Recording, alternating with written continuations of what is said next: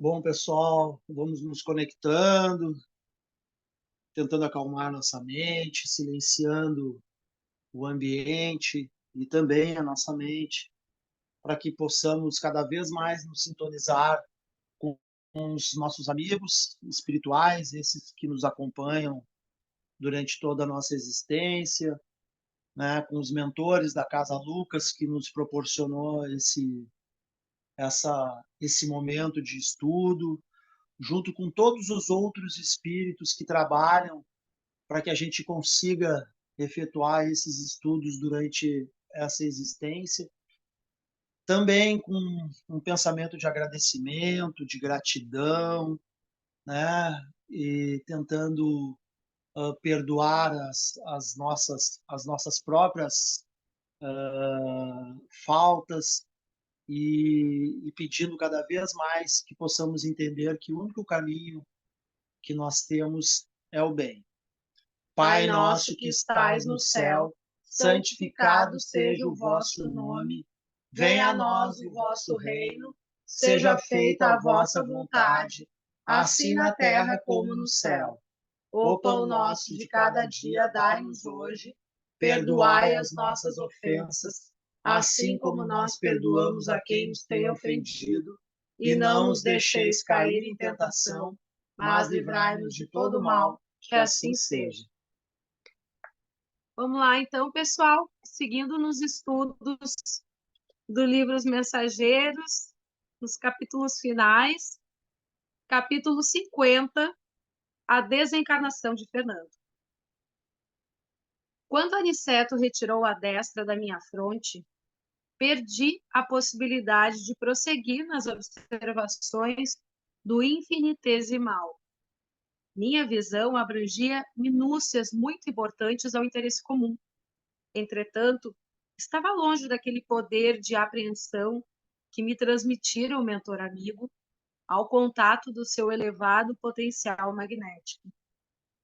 Centralizando minhas energias visuais, analisava ainda o sistema ósseo, o sangue, os tecidos, os humores, mas aquelas batalhas microscópicas haviam desaparecido como por encanto.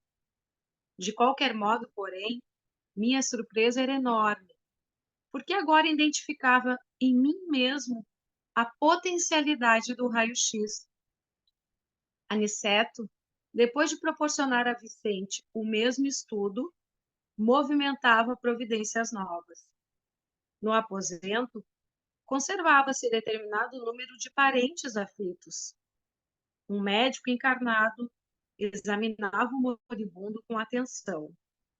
Foi aí que as duas entidades que se mantinham no quarto e que apenas nos haviam dispensado a usual saudação se aproximaram do nosso instrutor, solicitando-lhe uma cooperação mais enérgica. Por favor, nobre amigo, disse a irmã, que havia sido genitora do moribundo. Ajude-nos a retirar o meu pobre filho do corpo esgotado.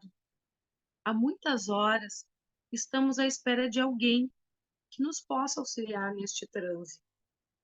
Tenho procurado confortá-lo, mas em vão, acentuou a nobre senhora em tom lastimoso. Ele continua num estado de incompreensão dolorosa e terrível. Está absolutamente preso às sensações de sofrimento físico, como esteve ligado no curso da existência às satisfações do corpo. Aniceto concordou, acrescentando: notam-se, de fato, grandes lacunas na expressão mental do moribundo. Vê-se que atravessou a vida humana obedecendo mais ao instinto do que à razão. Observam-se-lhe no mundo celular vastos complexos de indisciplina. Poderemos, contudo, ajudá-lo a desvencilhar-se dos laços mais fortes, no que se refere ao círculo carnal. Será um caridoso obséquio, redarguiu a genitora aflita. A irmã está incumbida de encaminhá-lo? Perguntou o instrutor, compreendendo a magnitude da tarefa. Precisamos ponderar quanto a isso, porque o desprendimento integral se verificará dentro de poucos minutos. Ela esboçou um gesto triste e respondeu: desejaria sacrificar-me ainda um pouco por meu desventurado Fernando, mas apenas obtive permissão para socorrê-lo nos seus últimos instantes. Meus superiores prometem ajudá-lo, mas aconselharam-me a deixá-lo entregue a si mesmo durante algum tempo. Fernando precisa reconsiderar o passado, identificar os valores que, infelizmente, desprezou. As lágrimas e os remorsos, na solidão do arrependimento, serão portadores de calma ao seu espírito irrefletido. Grande é o meu desejo de conchegá-lo ao coração, regressando aos dias que já se foram. Todavia, não posso prejudicar com a minha ternura materna a marcha do serviço divino. Fernando, em verdade, é filho do meu afeto. Contudo, tanto ele como eu temos contas com a justiça do Eterno. E no que respeita a mim, estou cansada de agravar os meus débitos. Não devo contrariar os desígnios de Deus. A essa altura do diálogo, interveio o clínico espiritual que nos encaminhara até ali, informando atencioso: nossa amiga tem razão. Fernando não poderá acompanhá-la, mas tão nobre tem sido a intercessão materna que tenho instruções para conduzi-lo a lugar seguro, a uma casa de socorro, onde poderá colher o melhor proveito do sofrimento, porquanto será asilado em zona vibratória inacessível às influências inferiores e criminosas, embora situado em regiões baixas. Já sei, murmurou Aniceto com grave entono. Trata-se de medida muito acertada. Em seguida, acentuou como quem não tinha tempo a perder. A aflição dos familiares encarnados aqui presentes poderá dificultar-nos a ação. Observem como todos eles emitem recursos magnéticos em benefício do moribundo. De fato, uma rede de fios cinzentos e fracamente iluminados parecia ligar os parentes ao enfermo quase morto. Tais socorros, tornou Aniceto, são agora inúteis para devolver-lhe o equilíbrio orgânico. Precisamos neutralizar essas forças emitidas pela inquietação, proporcionando, antes de tudo, a possível serenidade à família.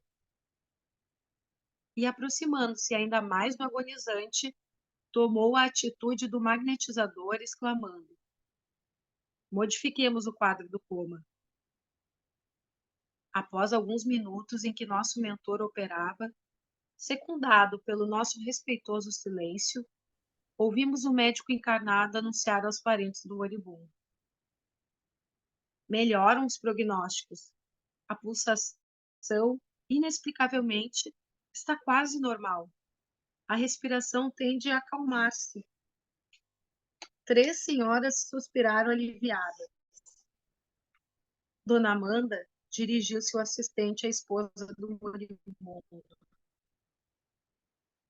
Convém que vá repousar, levando as suas cunhadas. O senhor Fernando está muito tranquilo e a situação é francamente favorável. Ficaremos velando o senhor Januário e eu. As senhoras e mais 2 cavalheiros, que se prontificavam a retirar, agradeceram satisfeitos e comovidos. Permaneceram no aposento somente o médico e um irmão do agonizante.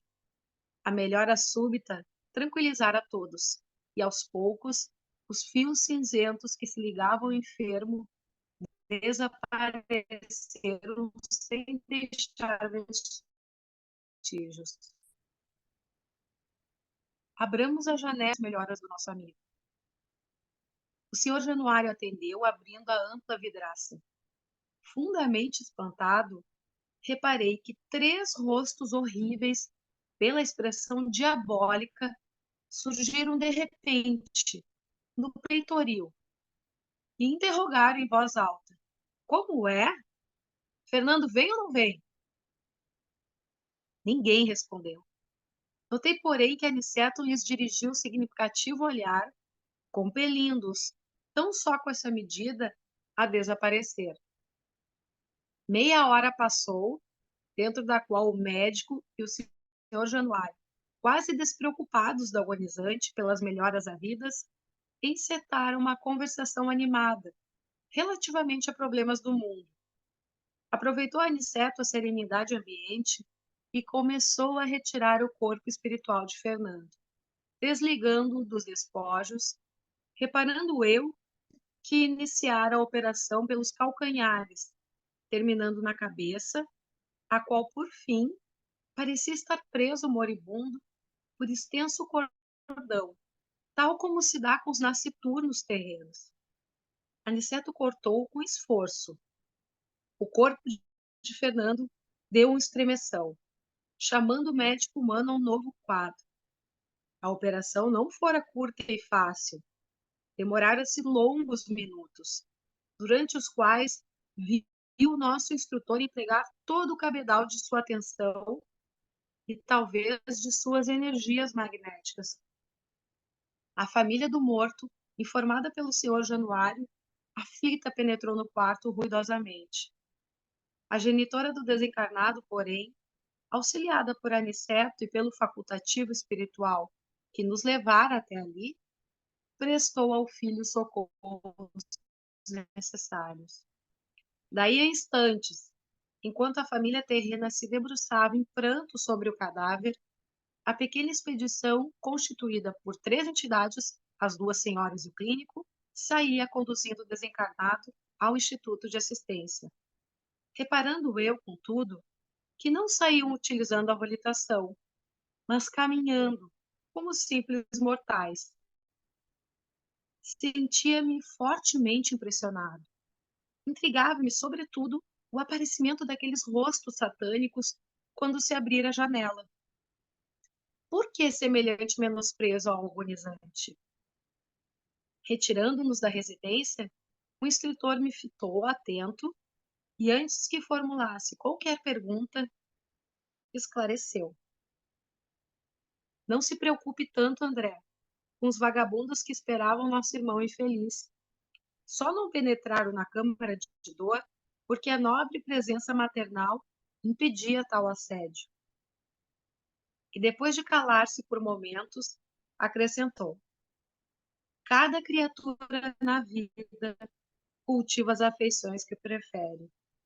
Fernando estimava os companheiros desregrados. Não é, pois, estranhável que tenham vindo esperá-lo na estação de volta à existência real. Paulo de Tarso, no capítulo 12 da Epístola aos Hebreus, afirma que o homem está cercado de uma grande nuvem de testemunhas. Ora, essa informação foi endereçada ao espírito humano há quase 20 séculos. Cada um, pois, tem o séquito invisível a que se devota na Terra. Mais tarde, quando a coletividade aprender a grandeza das lições evangélicas, todo o homem terá cuidado na escolha de suas testemunhas. Final do capítulo 50. Bom, aí fica bem mais uma série de aprendizados, né, e de coisas para a gente desenvolver.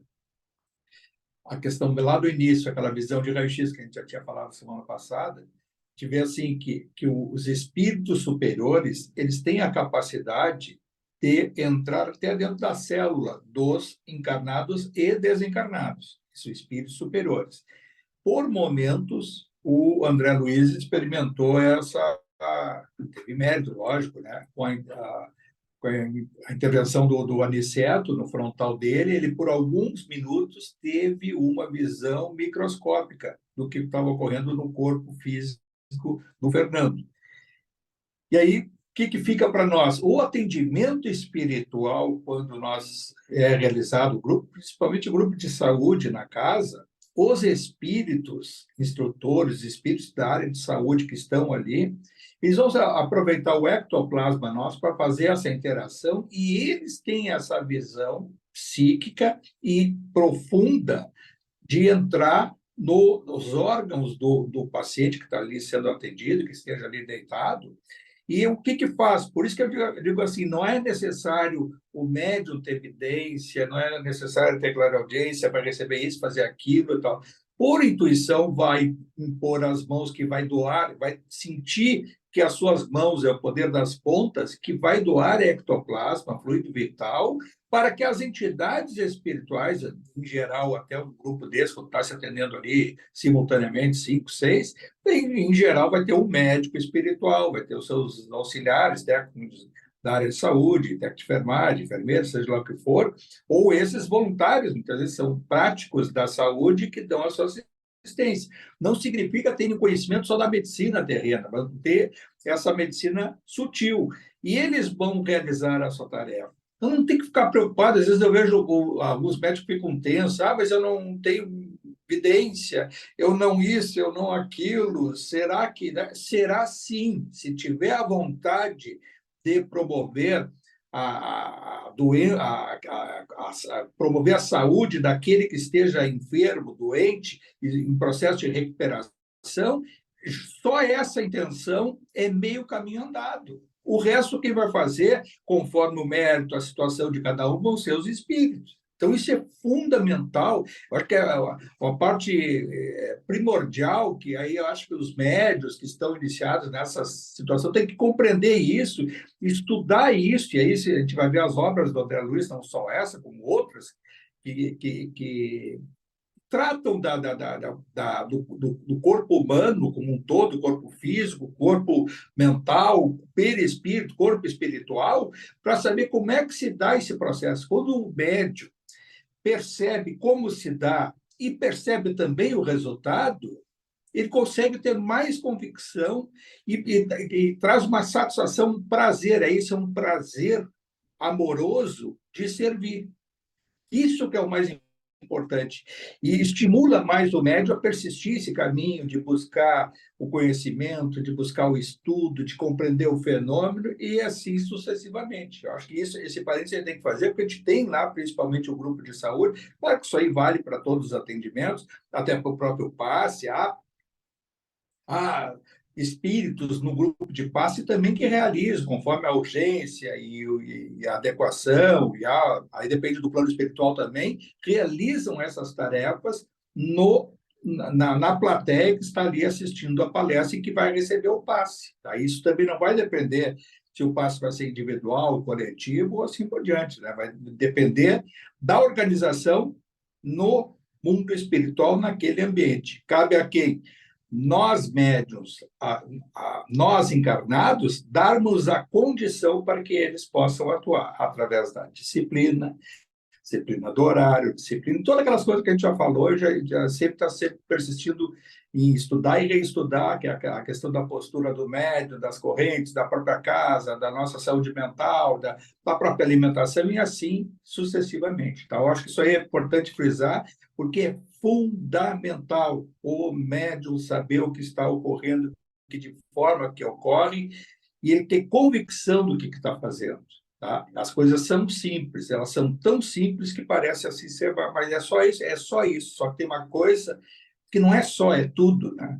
A vontade de servir, se dispor a se desligar naquele momento da sua vida exterior e servir ali. Isso é primordial e é essa a grande função de um centro espírita. Tirando essa, outras são acessórias. Essa é a fundamental, que essa é a referência para o plano espiritual e eles virem atuar com o nosso fluido vital e realizar essa tarefa. Isso se deu num momento de desencarne e, na realidade, é a mesma coisa com o atendimento espiritual. Por que o momento do desencarne dele se deu dessa forma? Deu dessa forma pela presença da mãe, e o Fernando não era uma pessoa ruim, ele tinha uma vida desregrada, aquela coisa de deixar curtir a vida, né? Curtir a vida e sem pensar no amanhã e ia levando. Provavelmente na educação dele, a mãe teve um determinado sentimento de culpa por ter dado muito assim a liberdade, foi aquela coisa assim de não dar muita, não chamar um pouquinho no freio da disciplina o próprio filho. E esse desregramento dele que levou a esse processo de desencarne dessa forma aí, e a mãe acaba tentando compensar isso com a presença, já sabendo que a atitude dele ia atrair aqueles espíritos que apareceram na janela. Mas ele, se ela não estivesse ali, ele ia desencarnar na companhia desses espíritos e ia seguir com eles. Ele não ia se atormentar com a presença daqueles espíritos, porque eles iam ser fluidicamente parceiros dele. Iam continuar o quê? Sei lá o que ele fazia, se bebia, ou tinha as festas desregradas, isso e aquilo. Eles iam levar, vou te levar para a balada agora, tu não vai ficar aí agora dormindo, né? Não vai ficar não sei o quê, vamos junto. Aí, daqui a pouquinho, se ele entrasse naquele embalo, ele ia se reenergizar naquela função, e aí acaba sendo chamado esse, o Kardec chamava da erraticidade, ou os quiumbas, na quiumbandas, com um espírito da quiumba. Não é um espírito ruim, mas é um espírito que anda por aí. Então, tem vários por aí, pela rua, na nossa casa, às vezes. Quem vai ver, ler os livros aí do Inácio, esse último agora aí, que o Segunda Morte, lá do Odilon, ele tem uma passagem lá no Pedro e Paulo, que é um centro espírita, lá onde o Bacelli, onde ele próprio lá passa muitas mensagens e tem a presença do que é feita aquela triagem, ele sai dali e vai visitar aqueles, o trabalho social deles, que dão alimentação para vários pacientes, os velhinhos lá, e ele percebe um que está com dois ou três espíritos que vingadores, e estavam dentro da atividade social, dentro do prédio. E o Inácio viu: o que vocês querem aqui? Né, estou aqui. E o homem estava triste, deprimido e tudo, recebendo as impressões desses espíritos, quiumbas, que entraram, como é que entraram? Aí é aquela coisa, né? O espírito teve uma vivência e eles estavam cobrando dele a postura, que era violento, era isso, aquilo. Agora estava lá, com 70, 80 anos lá, mendigando comida, sendo atendido lá, mas triste, deprimido e com essa influência espiritual. E aí, depois vamos ver no livro aí que o Inácio faz, depois tem o auxílio da rua, aí vai ver assim, mas tem que ter porteiro aqui, tem que ter vigilância. Tem que ter isso. Não, tem, mas não está nessa hora dele. A conversa do Inácio ali, mas é verdade. Qual é essa vigilância num centro desse? Também nós temos que colocar na nossa casa. Quando a gente chama de botar um guardião, o nome que a gente vai dar, espírito guardião, espírito protetor, nome que for dado. Pedir que, se for possível, que coloque um espírito para guardar a nossa casa. E são muitos os que querem nos ajudar e podem nos ajudar, porque tem muito espírito com uma determinada limitação e que eles não podem fazer muita coisa, mas sabem que tem que servir para compensar um passado seu. E é essa a trajetória transitória de um espírito chamado guardião. Assim como existe aquela atividade mais simples, rudimentar, né? Quando o Inácio lá brinca muito, o Odilon ficava rindo dele, quando ele dizia: pega a vassoura, não souberam o que fazer, está em depressão, vai pegar uma vassoura e vai servir, vai limpar alguma coisa, vai lá servir a sopa, vai distribuir o rancho, faz a atividade que isso distrai, a tristeza passa e os possíveis espíritos que estejam atrapalhando o psiquismo daquela vítima vão dizer assim: larguei isso aí, o que eu quero? Deu agora para ser faxineiro, ou ser isso, ou ser aquilo, vai dizer isso. E é assim, quando a gente está com a mente ocupada em outras atividades, principalmente voltadas para o bem, nós distraímos os nossos possíveis obsessores. A gente não pode esquecer que a diferença entre obsessão e mediunidade é simplesmente uma. Quando nós estamos em sintonia com espíritos bons, com vocação para o bem, querendo fazer o bem, é mediunidade. Quando nós estamos com a influência espiritual de espíritos que não querem necessariamente o nosso bem, querem se utilizar dessa coisa mundana, é a obsessão, que ela pode ser simples ou complexa. A complexa é aquela atividade já de passado e outras situações e tal, e que há outras implicações, mas essa simples, como essa aí, a da atividade nossa do dia a dia, ela é uma obsessão simples. Agora, se nós estamos em sintonia com os nossos amigos espirituais, a gente quer desejar o bem para alguém, quer orar, algum moribundo que a gente vai visitar no hospital, na casa, seja onde for, e invocar o alto para mandar energia, para fazer esse trabalho que o recém-desencarnado, ou o desencarnante, tem que dar um impulso para sair do corpo. Olha a dificuldade que foi para o Aniceto para desfazer o cordão fluídico dele, cordão de prata, o cordão que se diz que para ele ali estava até cinzento, né, espesso, denso. isso tem que ser feito com a contribuição do próprio espírito. O espírito, para desencarnar, ele tem que saber um pouco desencarnar, tem que aprender a fazer isso. Claro que quanto mais arraigado ao corpo, mais difícil. Provavelmente, se não houvesse aí a mãe dele, ele ia continuar naquele corpo. Provavelmente até começar o processo de putrefação e ele ia ser libertado por aquelas entidades que estavam na janela. Aqueles ali que não levavam te tirar dessa aí, meu. Vamos lá. Opa, você... mas o que é? Que corpo? Não, já foi, deixa essa coisa para trás. Aí é deixar esse corpo para trás, porque a pessoa putrefar. Conforme o local, pode ser o cemitério, pode ser lá no velório, pode ser lá no necrotério, onde for. E aí tiram dali e vão levar, porque não tem referência espiritual. A mãe tentou muito, mas conseguiu até um determinado ponto.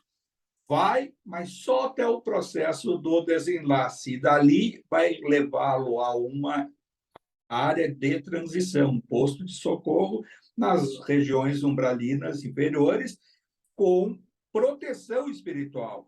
O máximo que ela conseguiu é com os méritos dela, com certos seus, o que ela agregou de bônus de passado, dessa ou de outras passagens, a folha de serviços dela deu a condição para que ele fosse encaminhado a uma área de recuperação com proteção, o máximo. Agora vai passar o que o processo dele? Está lá no céu e inferno, né? Errou, todos nós erramos. É necessário passar por um processo de arrependimento para depois reparar. O que ele vai fazer nessa área de transição, nesse posto de socorro? Ele vai ter que trabalhar o que ele fez, o que ele é, alguma meditação ele vai ter que ter para se libertar daquele estado. E aí vai se dar conta dos erros, e aí vai ter uma noção para se arrepender.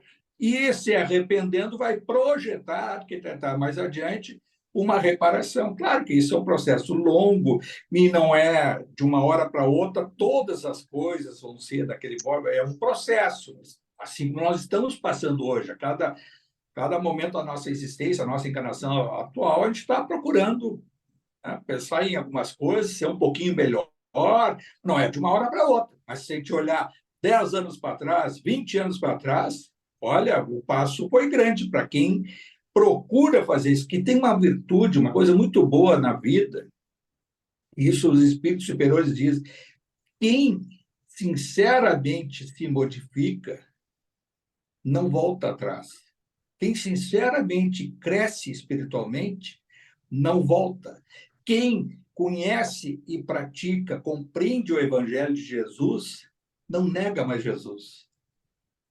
Isso pode analisar, tira os falsos profetas, esses pregadores, que na realidade é uma patifaria, muitas vezes, mas aquele que é mesmo e tem por convicção, não por ter decorado, não porque contaram e que aí tem que repetir, meu trabalho é esse é o pregador. Isso talvez a gente já tenha sido até no nosso passado, na nossa sombra lá da Inquisição, a gente sabia a Bíblia toda, falava, quem sabe, lá em latim, repetia o que o bispo, o padre diziam, e a gente era uma máquina repetidora. Agora, quem estuda, lê, vive, procura viver o Evangelho e procura ser melhor e percebe que essa luta está andando, não quer dizer de um dia para o outro. Quando há uma convicção disso, não volta mais atrás. É dali, por isso que as encarnações e o aproveitamento espiritual chega um momento, depois de tanta repetição, vai e vem, como a gente falou, dormiu, acordou, encarnou, foi. Quando chega o momento, então, aí o grande passo que a gente dá adiante. Isso é fundamental a gente perceber em todas essas questões, e a gente vai perceber tudo isso que acontece, até a força externa que nós recebemos. Olha lá o Fernando, ele também teve ali a oração dos familiares, do mundo espiritual, a mãe, mas os familiares encarnados olhando. A presença do Aniceto aproveitou o fluido vital do ambiente e ele teve uma determinada melhora da morte. Quantas pessoas a gente já viu que quando a gente ora, quando está muito mal, aí começa aquela coisa dos familiares sendo chamados no hospital, ou seja, onde for, Parece que aí vem aquela ligação de noite, ou, olha, teve uma melhora, recebeu a visita do fulano e foi tão bom, olha, que melhora. Às vezes, até um moribundo que não tem tanta consciência do que se passa, mas tem uma necessidade de perdoar. E aí ele vê a presença de alguém e se perdoa. E há uma conversa intermediada pelo plano espiritual que ele ouve, ou muitas vezes até o encontro, como é importante a gente ter uma desavença com alguém que está nesses momentos, pedir 2 minutinhos para ficar sozinho e ter uma conversa e dizer, olha, te perdoo, me perdoa, ou isso, aquilo. Isso alivia muito, facilita aquele rompimento do cordão denso que possa ter de não sair do corpo desencarnado. E essa melhora ele teve, que foi pela presença dos familiares, oração, aniceto, a mãe, melhorou. Até a ponto do médico dizer, houve uma melhora, tá, foram todos embora, depois chama as pressas, volta. Olha, são N casos que eu tenho, que eu já vi essa história, que se chama até a famosa melhora da morte, né? Que aí alguns até já tentam, às vezes, se antecipar, não, dá uma melhoradinha, então já vai. Também não estamos aí para julgar nada, às vezes é melhora que é melhora mesmo e fica mais um tempo e até que depois, ou às vezes até, já vi também, claro que em menor número de vezes, a própria cura, né, da pessoa. Aí vai se ver se foi por isso ou por aquilo. Aparece sempre uma coisa que a própria ciência inspira que alguém vá dar uma troca do medicamento, ou isso ou aquilo, tratamento tal, e há uma melhora e até uma recuperação que se fica durante um bom tempo recuperado. Eu acho que é isso desse capítulo, tá? Porque agora nós vamos para a parte final, e aí depois da parte final, vamos ver se dá tempo a gente fala um pouquinho sobre o Odilon lá, que eu terminei aquele livro, até mandei já. Francisco, parece que cada vez mais a gente vê, né, que é tudo entre nós e Deus mesmo, né? Parece que cada vez mais a gente vê que não tem ninguém responsável pelos nossos atos, né? Nós somos responsáveis por tudo que nós vivenciamos, tudo que a gente vive e todos os reflexos que a gente vai viver ainda pela frente, né? Então, assim, se a gente começar a pensar claramente cada vez mais, nós somos os únicos responsáveis, né, por todas as nossas alegrias e tristezas, né, nosso crescimento e nosso atraso, né, muitas vezes nessa caminhada, né? Não tem, né? É Isso só aí isso. são várias as obras do André Luiz que falam, principalmente lá no Mundo Maior, ele fala da casa mental, sabe, lá, que fala do subconsciente, do consciente e o superconsciente. Né? Então, a gente sabe que, bom, aí vai pegar pela classificação, a psicanálise lá, o Freud chamava o subconsciente, que é o inconsciente, de id, né? E o ego, o consciente, o superego, o superconsciente. Mas, na realidade, tudo é a mesma coisa. E os espíritos, o que eles dizem? Que o nosso cérebro, ele armazena todos os nossos instantes pretéritos, tudo que aconteceu nessa e outras, está tudo armazenado no inconsciente, subconsciente. E isso que, às vezes, desabrocha na nossa consciência, e aí vem, às vezes, as fobias, os medos. Quando é uma coisa mais profunda, acentuada de passado, vai se externar durante a encarnação, e aí é fundamental o conhece a ti mesmo, né? Se conhecer e saber o que é meu, o que não é. E aí a gente fica, às vezes, pensando que é obsessão, e não é obsessão, é a auto-obsessão. São erros nossos pretéritos, em geral, em sintonia com uma coisa do presente. Felizmente, nosso inconsciente ele tem um filtro que ele não vem. Às vezes, a coisa é tão profunda de passado que o espírito tem medo da própria consciência, achando que é ele mesmo, e ele passa a ser fechado. Né? Vai ser um autista, ou muitas vezes até vai ter outros transtornos, a esquizofrenia e outros transtornos da personalidade e do nível mental, com causas do quê? O seu passado. Cabe a cada um de nós o quê? Procurar se conhecer e já saber, olha, eu tenho uma tendência a sentir tal coisa, que é um desvirtuamento. Por que eu vou dar energia para que aquilo ocorra? Eu vou tentar trabalhar aquilo, que na realidade até não deixa de ser essas terapias que se faz lá no divã, ou vai não sei o quê, terapias de vidas passadas, alguma coisa. Porque às vezes isso não se resolve em 40 minutos, 50 minutos, mas isso é o processo. O melhor é fazer tudo isso por meditação, por oração, por reflexão. O que mais tem me incomodado hoje? O que ultimamente me incomodou? O que mais me irrita? O que mais me dá impaciência? Aí vai indo. Isso é crescimento espiritual. E muitas vezes essa terapia, ela não precisa do auxílio de um outro encarnado ao nosso lado, mas nossos amigos espirituais e a nossa consciência conversando com o nosso inconsciente. Na apometria e até em técnicas que se use, é o corpo mental, é aquele mental inferior e superior, aquelas coisas que até dá para fazer, muitas vezes até com desdobramento, e se percebe nitidamente, para saber ter a certeza, muitas vezes você puxa o ganchinho aqui atrás, que é o cordão de prata, fica duas saidinhas aqui atrás na nuca, para saber se é do próprio espírito ou é uma coisa de reflexo, ou do ambiente, ou de um terceiro. Mas isso, claro, mas não é tão complexo, é um estudo que se fazia em atendimentos em desdobramento de corpos. É possível fazer isso. Isso é tratado também de uma forma indireta, só que de uma forma mais um, um vocabulário mais rebuscado do André Luiz em várias obras dele que a gente vai ver depois, mais adiante. No Mundo Maior tem isso, tem lá mecanismos da mediunidade e assim por diante.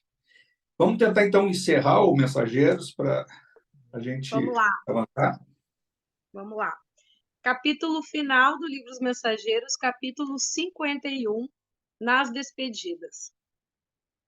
Depois de outras atividades espirituais numerosas, findou a semana de serviço a que Aniceto nos admitira em sua companhia. Seguíramos o nobre instrutor através de tarefas variadas e complexas.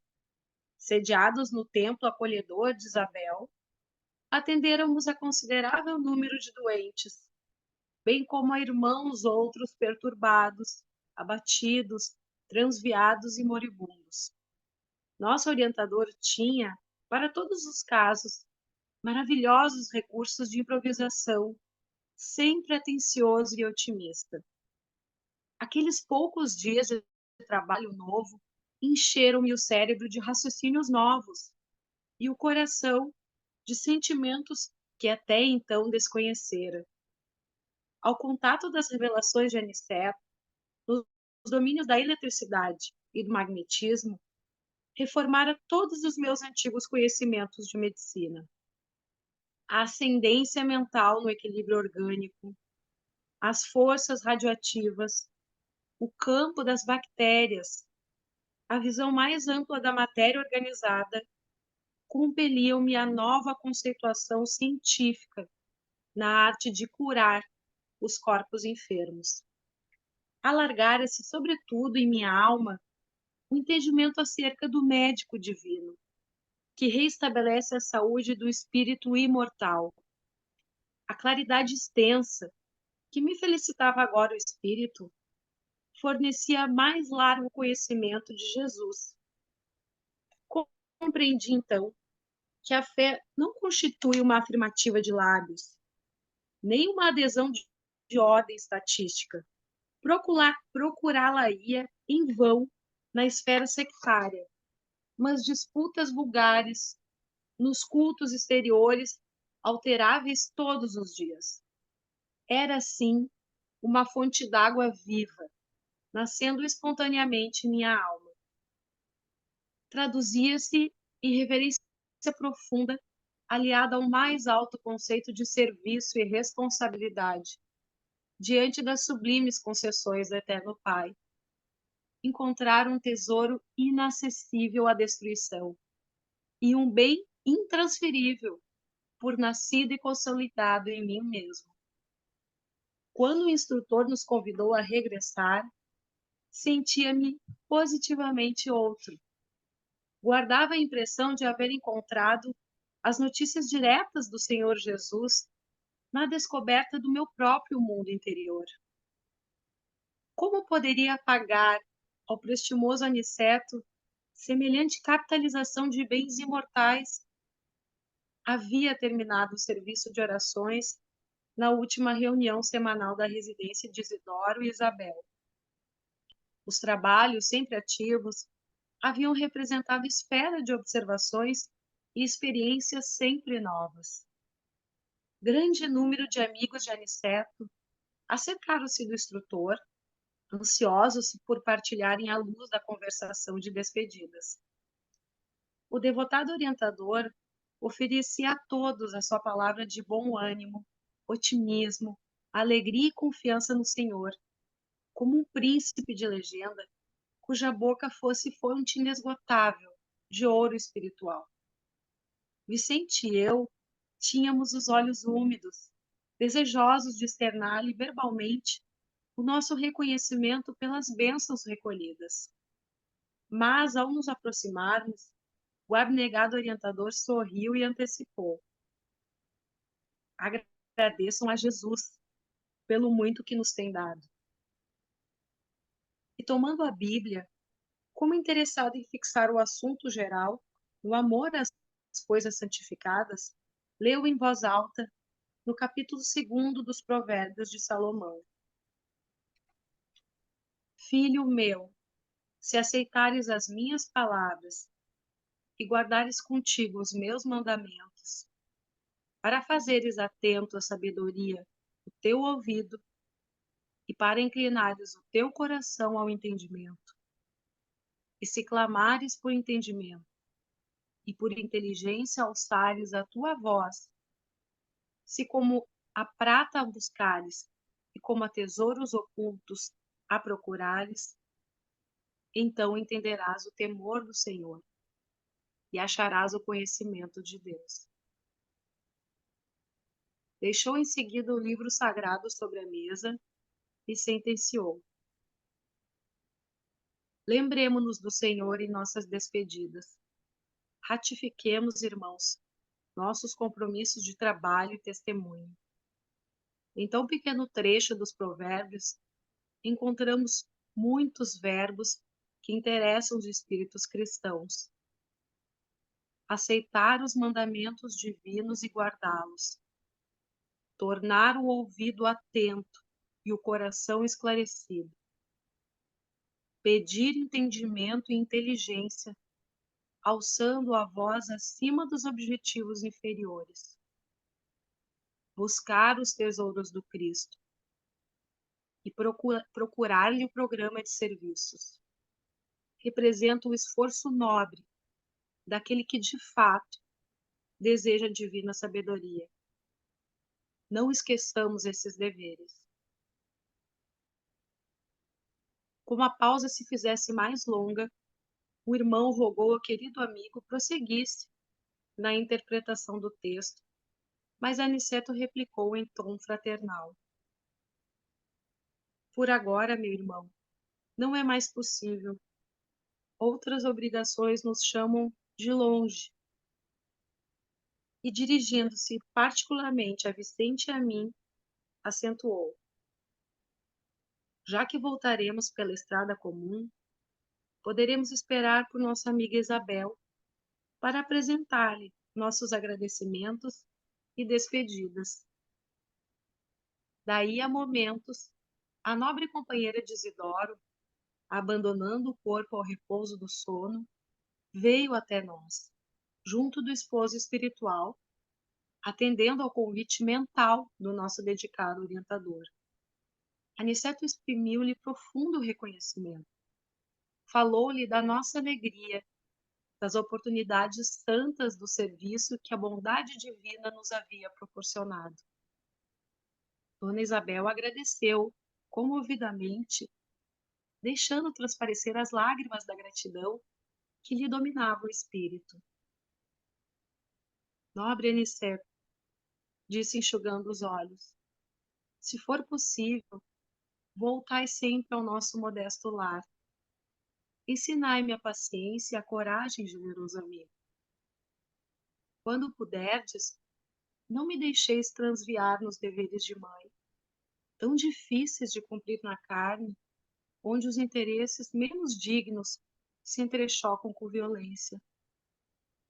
Amparai-me as obrigações de serva do Evangelho de Nosso Senhor. Por vezes, Profundas saudades da família espiritual me dilaceram o coração. Desejaria arrebatar meus filhos à esfera superior, incliná-los ao bem, para que a nossa união divina não tarde nos planos mais altos da vida.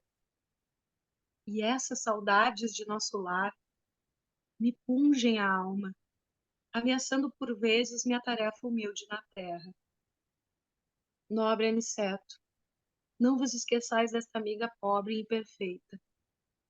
Sei que Isidoro me segue passo a passo, mas ele e eu precisamos de amigos fortes na fé como vós, que nos reavivem o bom ânimo na jornada dos deveres cristãos.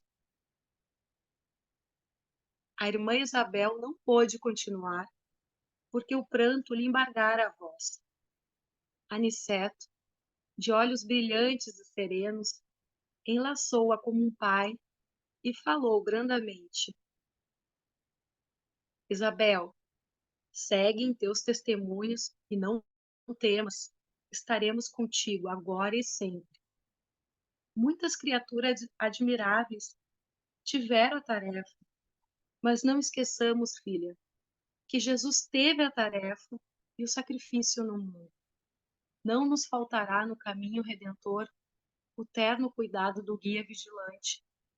Tem bom ânimo e caminha. Em seguida, olhando-nos a todos de frente, o nobre amigo exclamou: Agora, irmãos, auxiliam-me a orar. E conservando Isabel e Isidoro unidos ao seu coração, Aniceto fixou os olhos no alto e falou com sublime beleza: Senhor, ensina-nos a receber as bênçãos do serviço.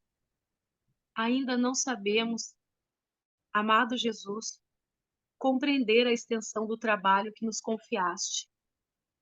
Permite, Senhor, possamos formar em nossa alma a convicção de que a obra do mundo te pertence, a fim de que a vaidade não se insinue em nossos corações com as aparências do bem. Dá-nos, Mestre, o espírito de consagração aos nossos deveres e desapego aos resultados que pertencem ao teu amor. Ensina-nos a agir sem as algemas das paixões, para que reconheçamos os teus santos objetivos. Senhor amorável, ajuda-nos a ser teus leais servidores. Mestre amoroso, concede-nos ainda as tuas lições. Juiz reto, conduze-nos aos caminhos direitos. Médico sublime, restaura-nos a saúde. Pastor compassivo, guia-nos à frente das águas vivas. Engenheiro sábio, dá-nos teu roteiro. Administrador generoso, inspira-nos a tarefa.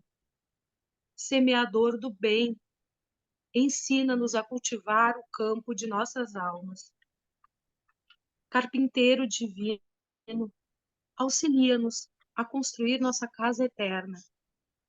Oleiro cuidadoso, corrige-nos o vaso do coração. Amigo desvelado, ser indulgente ainda para com as nossas fraquezas. Príncipe da paz, compadece-te de nosso espírito frágil. Abre nossos olhos e mostra-nos a estrada de teu reino. Aniceto calou-se comovido e de olhos úmidos, contendo a custo as lágrimas do meu reconhecimento, incorporei-me à nobre caravana que seguiria conosco de regresso a nosso lar. Final de capítulo e final do livro Os Mensageiros.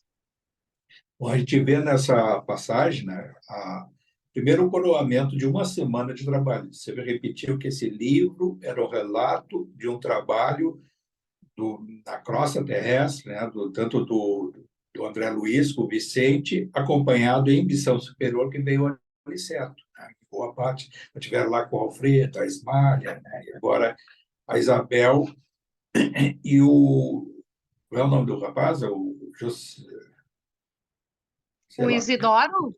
O Isidoro. Isidoro? O Isidoro é o espírito, Isabel, e antes estava o Alfredo e a Ismália, né? E várias outras passagens dos personagens do livro.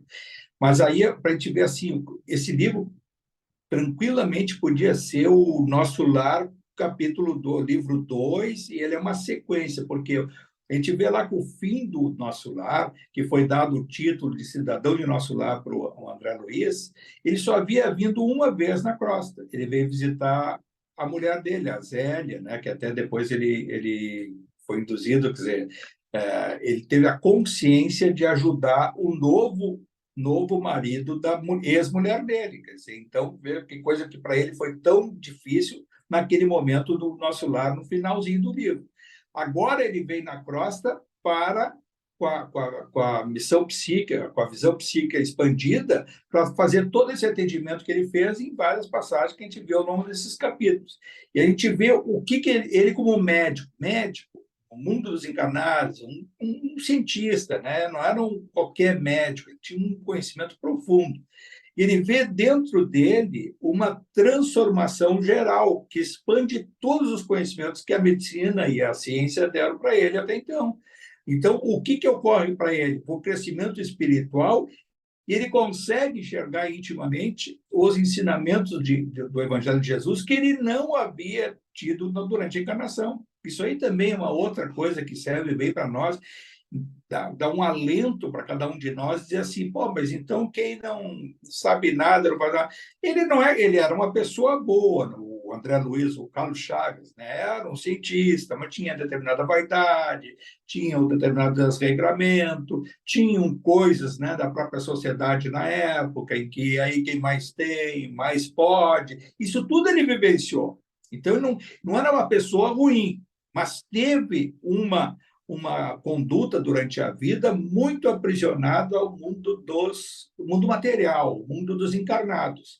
E tinha alguma noção de Deus, de Jesus, de Maria, e foi até o que foi dar para ele depois condição para que ele pudesse reviver a oração que a mãe dele ensinou, que era rezar a Ave Maria, que aí que é o processo que ele consegue perceber o Clarencio e a própria mãe dele, que aí ele é resgatado e vai lá para o Nosso Lar, que é toda aquela trajetória.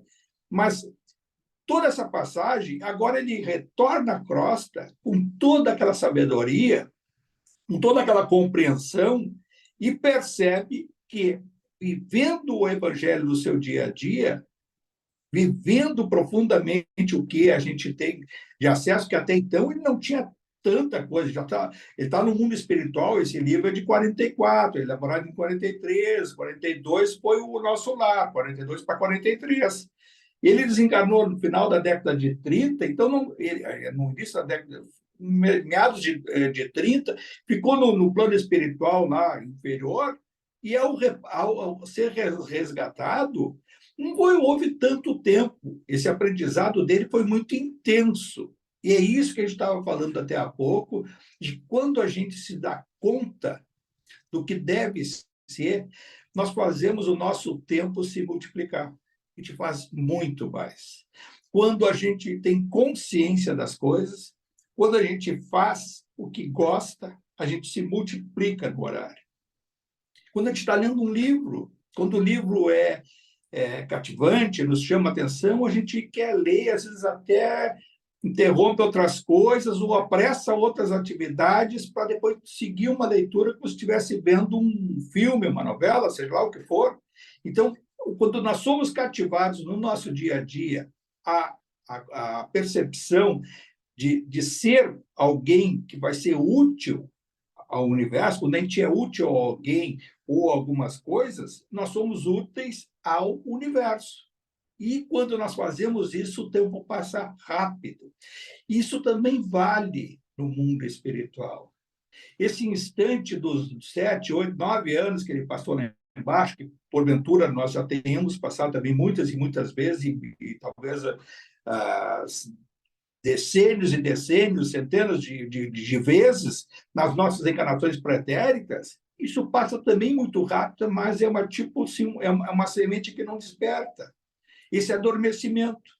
Agora, quando a gente desabrocha, vai buscando o conhecimento e se expande, fica para trás só aquela sombra. A sombra ela vai se desfazer quanto mais a gente se aproximar do mundo da luz. Aí não vai ter mais sombra, vai ser só corpo mental expandido.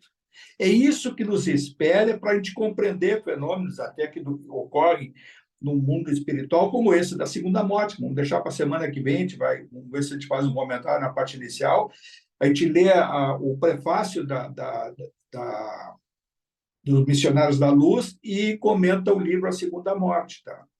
E aí a gente fecha hoje, agora, nesse momento, esse livro, vendo a oração que o Aniceto faz a Jesus, que ele se lembra de quê? De agradecer. Não ficou pensando no governador do nosso lar, não foi emitindo agradecimento ao seu chefe lá, a emissão dele a Jesus. Olha a referência que deve ser para todos nós. A nossa referência é Jesus. Intermediários que necessitem de ser invocados, muitas vezes, pode ser até um caminho da vaidade, ou muitas vezes até um caminho que tenta encurtar o que, na realidade, vai direto. A nossa oração de agradecimento é a Jesus, a energia de Maria de Nazaré, a esses espíritos sublimes, que todos os outros são intermediários. E não tem, quanto mais sublime é o espírito, menos a necessidade de ser invocado ele tem. Por isso, a decisão sempre de dirigir o pensamento a Jesus. E o que a gente faz a Jesus, faz ao Deus Pai Todo-Poderoso. E esse, sim, que é a causa primária de todas as coisas, uma energia que está presente em todos os lugares. E que o mais perfeito dessa perfeição foi o Espírito de Jesus que esteve entre nós e passou todos esses ensinamentos através do Evangelho. Então, a gente vê assim, a questão do agradecimento que ele faz a Jesus, a importância. Olha, a gente estava falando dos espíritos desencarnados. Talvez seja um pouco mais fácil, depois de despertar, estar lá e ter esse encaminhamento. Mas olha Isabel, esse espírito da Isabel encarnada como mãe, com todas aquelas dificuldades ali, 5 filhos, e aquele menino mais rebelde, que queria fazer até a locação lá do local onde eles fazem a sessão deles lá, todas as semanas, onde fazia o Evangelho no Lar. Essa Isabel, ela, numa aproximação que se dá com eles, pelo desdobramento do sono. Quando ela dormia, ela continuava em atividade espiritual, atividade mediúnica, trabalhando. Quando eu despertava, ia cuidar de 5 filhos. Provavelmente, naquela época, não tinha previdência social, como é hoje. Provavelmente tinha que estar fazendo o quê? Como deu lá umas menções que ela tinha a máquina de costura e costurava, ela estava ensinando a menina de 12, 13 anos a costurar e provavelmente vivia disso. Veja só o quanto que de referência, o que fica para nós de aprendizado. O que eu acho, assim, lendo o Nosso Lar, estudando o Nosso Lar, e essa obra que é complementar dos Mensageiros, que a palavra mensageiros, por que mensageiros? É tipo uma convocação invocando em cada um de nós que a gente seja um mensageiro do Evangelho de Jesus. Esse é o grande, assim, eu acho que é o aprendizado, tudo que a gente viu, de testemunhos, da questão da exemplificação de vários encarnados e desencarnados que trabalharam, se dedicaram e se dedicam no mundo espiritual, seja no mundo dos encarnados, porque o espírito é eterno, é de ser, procurar ser. Se a gente sair com a mensagem desse livro, e mais adiante, quando a gente vai ter o acesso o filme Nosso Lar 2, é de procurar ser o mensageiro do Evangelho. Não o repetidor de palavras decoradas, o pregador de esquina e tal, mas procurar viver o Evangelho. Na hora da dificuldade, o que Jesus faria no meu lugar agora diante de tal fato? E a gente vai surpreender que muitas vezes assim, aí não dá para procurar assim, isso Jesus faria, eu não estou tão longe disso, mas tem que estar longe também para outras coisas. A gente só quer a parte boa, mas aquela parte do auto-perdão, o perdão, de procurar silenciar, que uma das virtudes do ser humano é de procurar, assim, tem muita dúvida, está ainda não conseguiu digerir determinadas angústias, determinados sentimentos interiores, silêncio, silencia, não agrava o karma. O próprio Odilon sempre falava, não agrava. Se não agravar, já pelo menos o tempo está passando e fica aquela necessidade de trabalhar esse perdão, e é um processo terapêutico, persistente, e lá adiante vai chegar o momento desse perdão. O silêncio é, para nós, na maioria das situações, que agrava o nosso karma, o nosso efeito, transgride a lei de causa e efeito, é não saber silenciar em horas que nós temos que nos recolher. Não, a gente vai para a contenda e tenta dizer, agora vamos ouvir todas as verdades. Não, agora pisou nos meus calos, agora vai... E aí começa, e aí, nessas horas, aí nós estamos mediunicamente em sintonia com esses espíritos inferiores, nós estamos em processo de obsessão, mesmo simples, que poderá levar a um agravamento.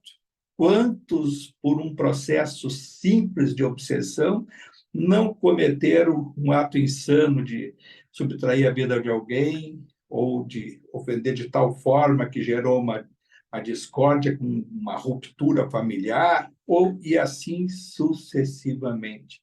Quantas separações, quantos distanciamentos, quantas oportunidades profissionais foram jogadas fora porque as pessoas não se recolheram interiormente e não souberam levar aquele momento e assim, vou esperar um momento. E aí, o mundo espiritual, aí, em nome de Jesus, eles agem a nosso favor. Quando a gente tem esse propósito do recolhimento, de procurar uma coisa melhor, sem desejar nada contra o outro, mas que a situação se harmonize. Se a gente quer que se harmonize, está dando energia para se harmonizar, o universo é harmônico. Nós estamos se sintonizando com a harmonia. Agora, quer entrar em oposição, exige muito mais energia. Mas a ruptura, quando é para baixo, ela vai ter uma reação a esse nosso propósito. E aí a ebulição pode ocorrer, e aí é um processo que pode ser transitório para alguns e pode ser mais demorado, sob um ponto de vista, conforme for a situação que está se inserindo. Eu acho que é isso, pessoal. Já passamos então na hora. Semana que vem a gente, então, vai começar o Missionários da Luz e, se for possível, vamos fazer um comentário sobre a segunda morte do Odilon. Vou levar nosso pensamento e agradecer mais uma vez, como é esse sempre o nosso propósito. Agradecer de uma forma multiplicada hoje a Jesus e aos seus mensageiros por essa excelente obra, mais uma, que nós concluímos ao longo desse tempo, sempre de forma despretensiosa, sob o ponto de vista do tempo a ser tomado para se dirigir aos estudos, às suas leituras, e o aprofundamento principal ao espírito da letra que está imiscuída nessas obras de André Luiz, que é um verdadeiro mensageiro dos mensageiros de Jesus. A ele e a todos os espíritos envolvidos, a nossa gratidão. E a gratidão ao alto, a Deus Pai Todo-Poderoso. Pai nosso que estais no céu, santificado seja o vosso nome. Venha a nós o vosso reino e seja feita a vossa vontade, assim na terra como no céu. O pão nosso de cada dia que nos dai hoje. Perdoai as nossas ofensas, assim como nós perdoamos a quem nos tem ofendido. E não os deixeis cair em tentação e livrai-nos de todo o mal, Senhor. E que assim seja. Isso aí, pessoal. Então,